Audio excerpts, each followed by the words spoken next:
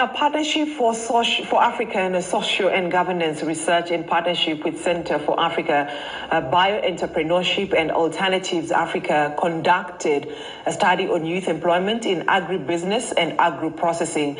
The study focusing on potato and mango value chain that was conducted through a policy-making program. Utafiti Sera aims to harness the potential of these priority value chains, which present the highest potential for jobs creation in the country.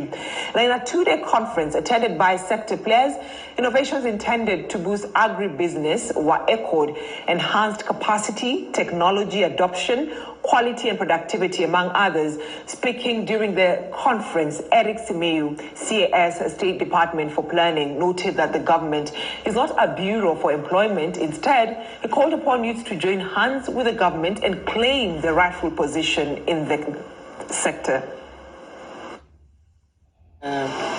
Unemployment in Africa is still a headache in many respects.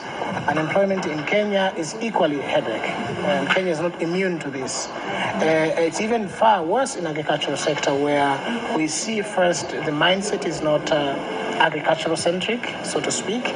We see most of our youth who finish graduate colleges are more inclined to white collar jobs and not so much of getting their hands dirty.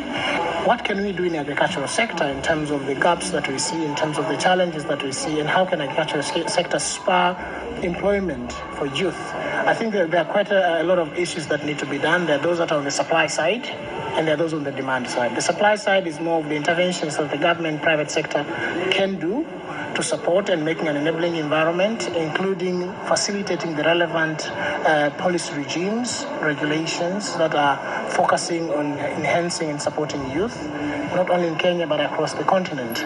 On the demand side, there is also a question of how do we demystify the narrative that agriculture is for those who are in the rural areas. The supply side, what are the enabling environment? What are the systems? What are the infrastructure that is needed to support youth? What is trainings that they needed to support youth? Networks, access to market that are needed to support youth. So these are the things that are needed holistically to bring agriculture to its true promise and to translate and change lives of not only Kenyans but African in the continent.